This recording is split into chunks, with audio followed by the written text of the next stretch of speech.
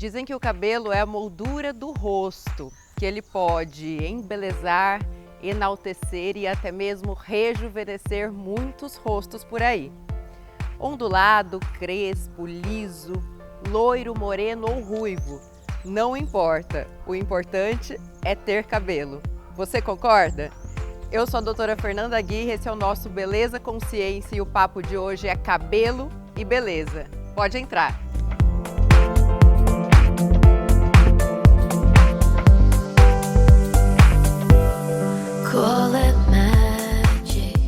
Hoje o meu convidado aqui no Beleza Consciência é o Dr. Igor Botura, dermatologista, membro da Sociedade Internacional de Restauração Capilar e meu marido nas horas vagas. Seja bem-vindo ao BCC, Dr. Igor, e vamos começar o nosso bate-papo aqui sobre beleza com cabelos, então.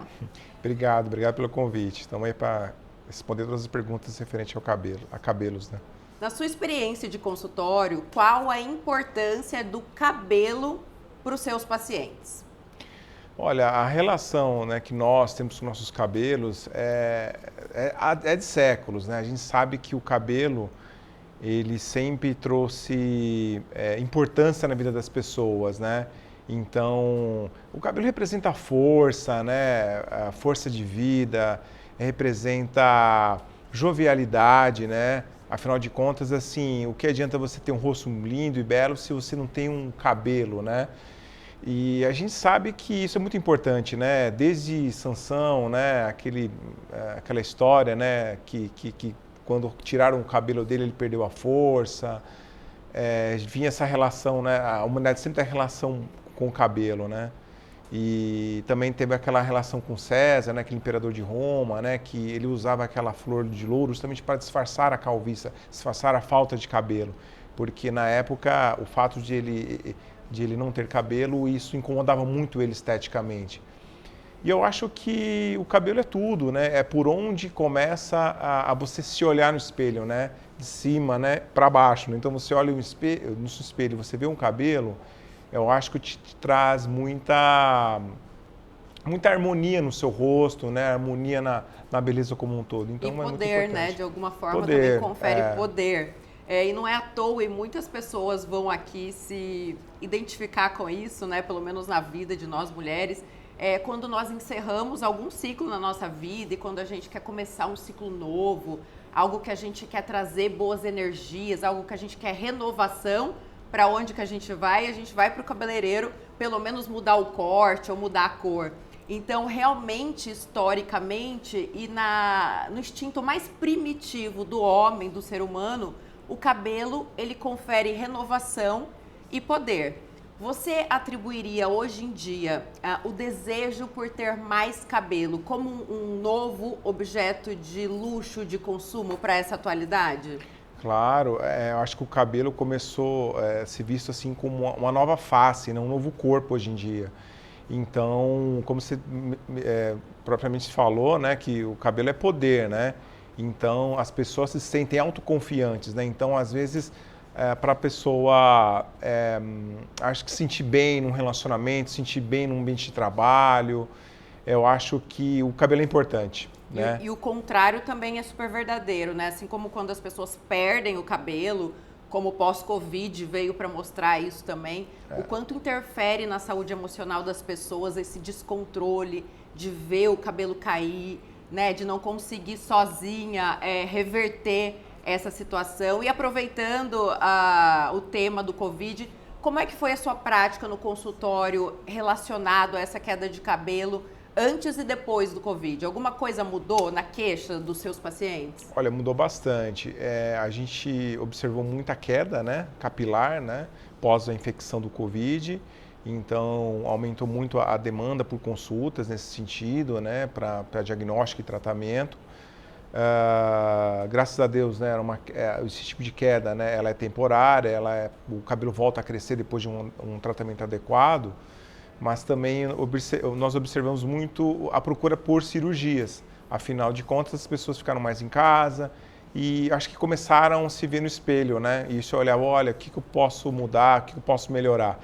E aí viram que o cabelo é o que estava incomodando elas, então a gente, graças a Deus, a gente conseguiu realizar muitos procedimentos e, com certeza, devolver a autoestima dessas pessoas nesse mundo pós-pandemia. Acho que a pessoa começou a valorizar mais a saúde em si, né, a autoimagem. Então, isso foi muito legal. E quando a gente traz um pouco para o público feminino, né? Normalmente a gente fala mais das mulheres como aquelas quedas que resolvem com o uso de medicamentos, ou uma queda pós-infecção, como a gente acabou de citar aqui, ou pós-cirurgia, ou até mesmo pós-gravidez, né? Que é uma queda mais fisiológica. Mas eu queria que você falasse um pouquinho sobre os casos cirúrgicos de mulheres com calvície que têm indicação cirúrgica e como é que está sendo a representatividade dessas pessoas no seu consultório. Então, atualmente, né, há uma procura crescente, né, de transplante em mulheres. Só que, diferentemente do homem, né, a indicação na mulher ela precisa ser muito precisa. Nós temos que investigar a causa da queda capilar, né, porque a mulher precisa ser avaliada com mais calma do que o homem. Mas no meu dia a dia, né, hoje em dia a gente realiza muita cirurgia para pessoas mulheres que têm a calvície, que desejam aumentar um pouco da densidade, mulheres às vezes que têm, né, aquele formato de rosto um pouco masculinizado, com aquelas entradas, né? A gente consegue... Ou aquelas testas mais longas, né, para diminuir. Sim, as testas altas. Quando a mulher assim tem essa característica, né, não diria que é uma queda capilar, mas ela tem, né, um biotipo, né, de ter testa alta. Então hoje em dia o transplante ele consegue assim melhorar um pouco esse aspecto, entendeu? E a naturalidade hoje em dia que a gente alcança, né, no transplante masculino também se equivale para as mulheres. Hoje em dia a gente tem técnicas assim bem avançadas em que a gente imprime uma naturalidade, a mulher não precisa raspar o cabelo, né? Diferentemente do homem, que na maioria dos casos precisam, e na mulher a gente consegue fazer uma cirurgia minimamente invasiva, com muita naturalidade, sem necessidade de raspar, que é uma exigência das mulheres. Olha que legal, né? gente, isso é ótimo, né? Porque eu acho que a bateria muito emocionalmente ficar com a cabeça raspada para poder usufruir de um resultado depois, né?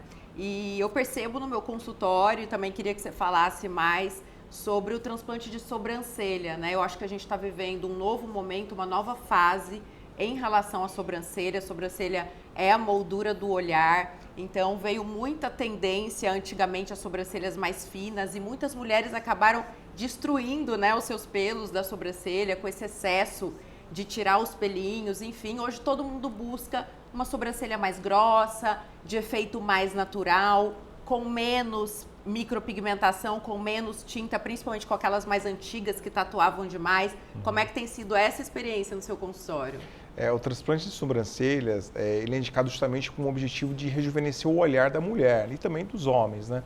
Eu realizo nessas duas situações, tanto um homem quanto mulheres, mas as mulheres acabam procurando muito mais, porque a gente veio, né, de uma época em que as mulheres tinham aquele hábito de ir ao salão e tirar os pelos das sobrancelhas, e esse trauma repetitivo levou a uma perda, uma falta de crescimento, uma destruição, né, dos folículos. Então, no meu ponto de vista, o transplante de sobrancelhas ele dá um resultado muito mais natural hoje em dia, porque a técnica também, assim como do transplante de cabelo, é fio a fio. E a gente, com o transplante, nós conseguimos recriar toda a angulação, né, a densidade e também a direção adequada da sobrancelha. E eu acho que a sobrancelha, quando você perde a sobrancelha, você fica mais envelhecida. Assim como flacidez de pálpebras, rugas, né, nessa área dos olhos, a sobrancelha também é importante. Então, acho que basta você olhar uma mulher assim, um padrão de beleza, igual a Angelina Jolie, e imagine ela sem sobrancelhas, né, ou com uma sobrancelha rala, fica totalmente desarmônico. Dá um olhar até mais triste, né? Triste e até de doença mesmo, né? Sim. Então, às vezes, o transplante de sobrancelha tem essa capacidade, né, de deixar a pessoa mais rejuvenescida, né? Mais jovem. Agora, doutor Igor, a gente vê por aí, né, esse boom do transplante capilar também, né? Em alguns casos, há uma quase banalização do transplante capilar, que é algo que nos preocupa muito, né? Que somos da área da saúde, relacionados ao efeito disso ao longo dos anos. E a gente vê alguns resultados também antinaturais, né? Muitas vezes assistindo televisão, ou vocês devem conhecer pessoas por aí que parece que você bate o olho, você sabe que a pessoa fez transplante, né? Que parece que tá aquela etiqueta ali do trabalho do médico. E eu penso que os resultados mais bonitos sempre tem a ver com descrição, principalmente quando o assunto é beleza.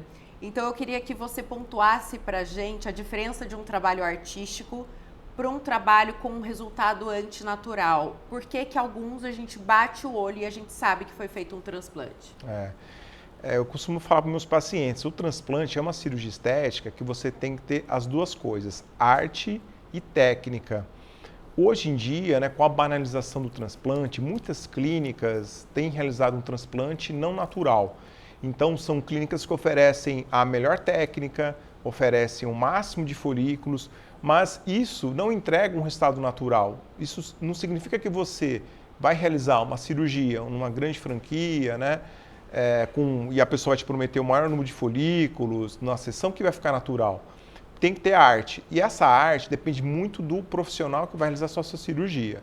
Então, a gente sempre orienta o paciente a procurar membros de sociedades internacionais, especialistas, que no Brasil, né, são dermatologistas ou cirurgiões plásticos, que têm uma experiência, que têm um know-how de anos na área de atuação, que tem esse lado artístico. Então, hoje em dia, eu vejo muito, infelizmente, resultados com uma linha muito baixa, linhas retificadas, homens assim querendo ter uma linha de implantação igual das mulheres.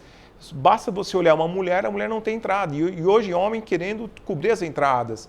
E você acha que isso é um problema do paciente que busca ou do profissional que orienta mal em relação a esse desenho?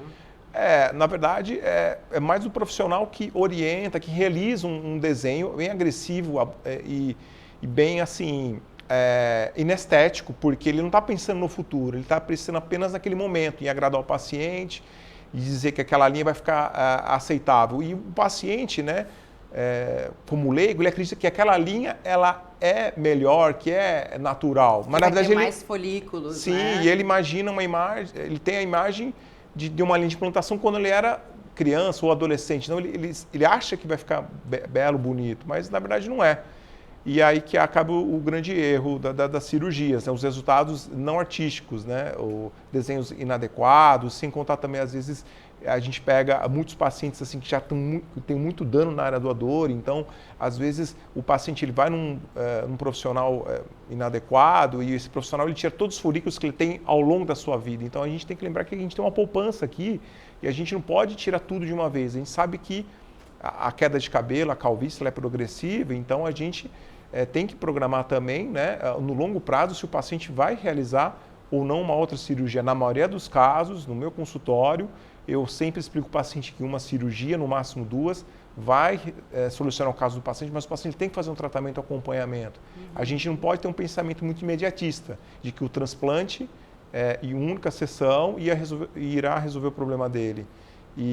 Mas isso, assim, no Brasil, há grandes cirurgiões, há grandes clínicas também, né, que eles executam um trabalho de excelência.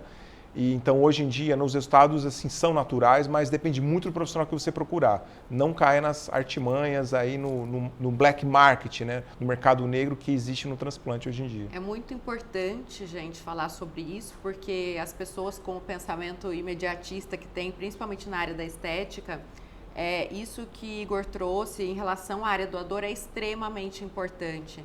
A área doadora, que é a área que vai fornecer os folículos para o seu transplante capilar, ela precisa ser olhada com respeito, com cuidado e manejada igualmente com respeito durante o ato cirúrgico, durante o projeto que o cirurgião capilar faz para você. Senão, a longo prazo, você perde a área doadora, os folículos implantados também não resistem ao tempo, principalmente se você tem uma calvície genética, hereditária, e depois não tem mais de onde tirar folículo. E aproveitando para finalizar esse bate-papo que a gente falou aqui do longo prazo, você que acabou de chegar do Congresso Internacional de Restauração Capilar, eu quero saber como é que vai estar a cirurgia capilar nos próximos 10 anos. Para onde você acha que a cirurgia de transplante capilar vai caminhar? Olha, eu acho assim, atualmente nós chegamos a um nível de excelência em termos de naturalidade, né, muito bom, muito adequado. Então, hoje em dia, né, a gente consegue imitar um pouco a linha de implantação, né, distribuição, angulação dos fios de maneira super natural. Eu acho que nós estamos encaminhando que na bioengenharia folicular. O que é essa bioengenharia? Nós vamos ter capacidade de tirar alguns folículos daqui, cloná-los, multiplicá-los e você vai ter folículos cada vez mais abundantes ao longo da sua vida. Então, esse problema da área doadora, eu acredito que no longo prazo, acho que para a gente vai chegar, aqui no Brasil vai chegar muito daqui décadas, eu acho que não vai ser apenas, vai ser uma solução, né? Principalmente aqueles casos de calvície extremamente avançados, aquele cara, aquele paciente, na verdade, que é totalmente careca. Então, esses casos, a gente sabe que não pode indicar cirurgia porque ele não tem cabelo suficiente para cobrir toda a sua área calva. Então, o meu ponto de vista é que até as pessoas mais calvas, o grau mais avançado da calvície vai ter a solução vai ter uma solução cirúrgica. Olha, gente, que boa notícia, então vamos ter esperança, né? E para finalizar, eu queria que você pontuasse 3 erros comuns que as pessoas cometem quando o assunto é cabelo e queda capilar. Bom, o principal erro é o uso de anabolizantes. Então, uso de testosterona, oxandrolona, qualquer análogo à testosterona tem que ser evitado. A gente sabe que cabelo e hormônios são antagonistas, não combinam. Se você usa isso, você está fadado a ter um afinamento ou queda capilar. Bom, a segunda dica é que não adianta você ser imediatista, né? O cabelo ele tem um ciclo, ele tem um tempo na qual você tem que aguardar, assim, o seu tratamento. Então, quando você começa um tratamento, espere uns 3 meses, não suspenda as medicações, não use uma semana e pare a medicação. Tem que ter persistência e consistência.